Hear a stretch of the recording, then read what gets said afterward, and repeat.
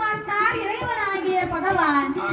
ஒரு நாளும் எல்லா திருநாளாக இந்த கைலாசை ஏன் இன்னைக்கு இப்படி ஆடுது அசையுது என்று சிவபெருமான் ஞானத்தினால் அறிந்து பார்க்க எட்டாத மலையிலேயே மேகிரி வருவதற்கிலே ஆருடைய வனத்தில் தவம் இருக்கும் அரக்கனை ஆண்டவன் கண்டார்.